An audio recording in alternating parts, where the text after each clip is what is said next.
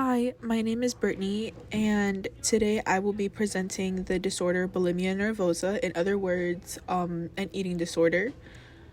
We're going to be going over the symptoms, like such as behavioral, emotional, other things like interventions, medical interventions, and yeah. So to start off, bulimia nervosa is known as an eating disorder where people tend to eat large portions of food and later attempt to throw it up. In other words, it's binge eating following compensatory behavior such as vomiting, fasting, misuse of laxatives, and excessive exercise to lose what they ate. When I first researched this, I honestly mistook it for anorexia, and I'm gonna explain why. When I think of eating disorder, the first thing I think of is anorexia. I think a lot of people think the same way because anorexia is a little bit more well known. And the reason behind that is because when somebody has anorexia, you can kind of tell because the majority of people that have anorexia are underweight compared to bulimia, where people are actually their average weight, if not a little bit over. So you can't really tell when somebody has bulimia.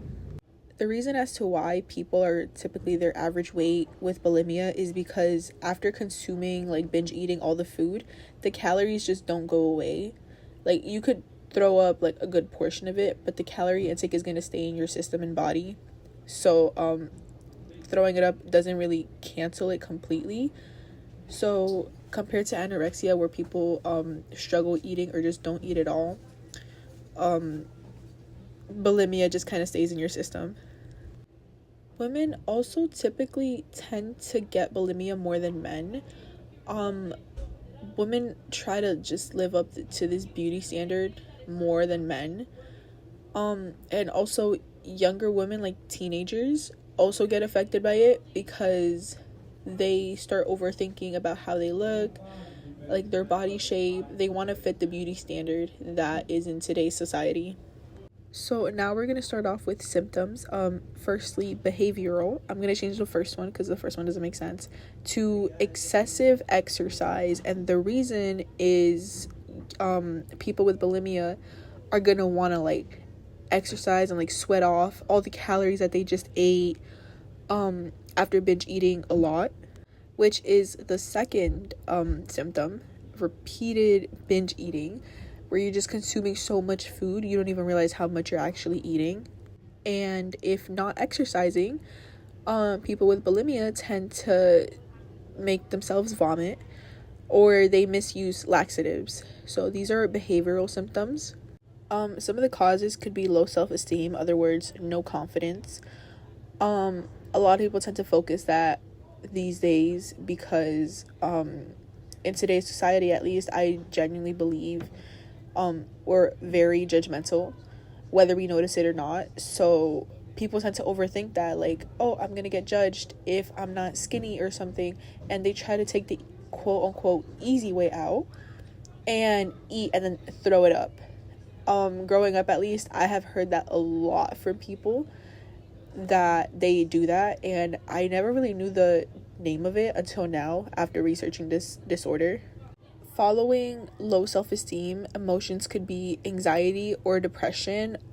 This could be out of like fear of gaining weight or your obsession with your body shape. It gets like very emotional and it could genuinely affect your mental health. Simply because you just don't like how you look like. Personal opinion, I feel like beauty standards should not be a thing because it does cause a lot of anxiety and depression. And it could cause disorders, not just bulimia. It could be any other disorder mentally. It could ruin you physically. But it is one of the reasons why bulimia is a thing. People think bulimia without knowing it's bulimia. It's gonna help. It's not at all. It's very unhealthy and it could ruin your body mentally and physically.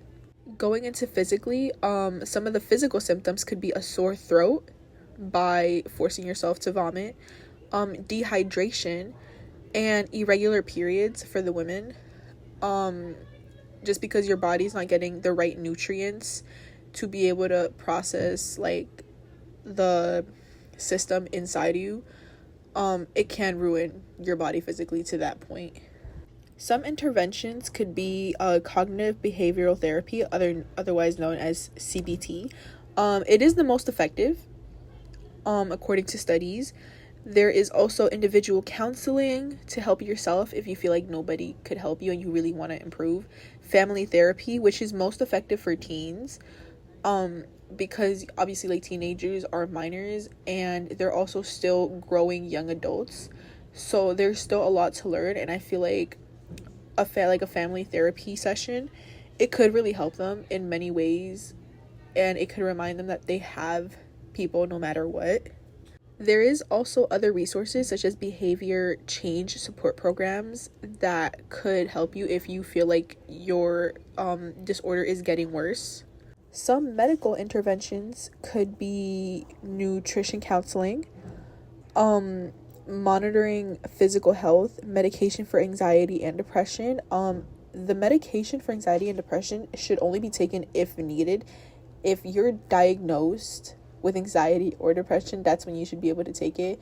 But if you just have the disorder and the doctors told you that you don't have it, then you don't really need to take anxiety or depression medication.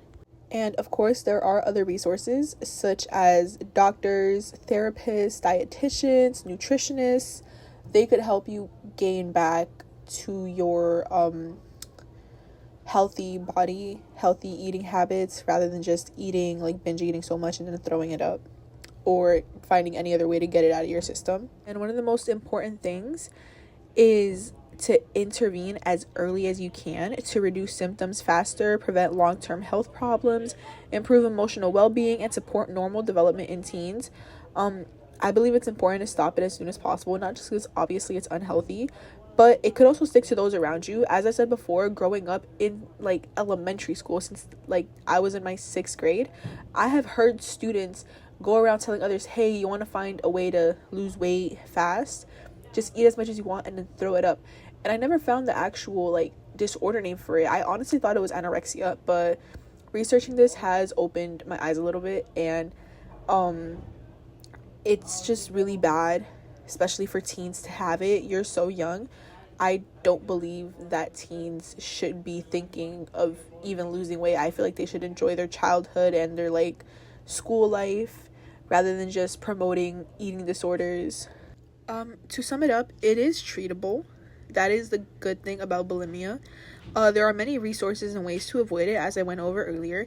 If continued, though, it could ruin your life in ways like preventing you from having a good dinner with your family, or even staying active. Like, if you want to go to the gym and you have bulimia, it's going to be very hard to get out of it, considering that you can't work out and keep your body active as you have an active eating disorder. So that sums up my presentation. Thank you for listening, and yeah.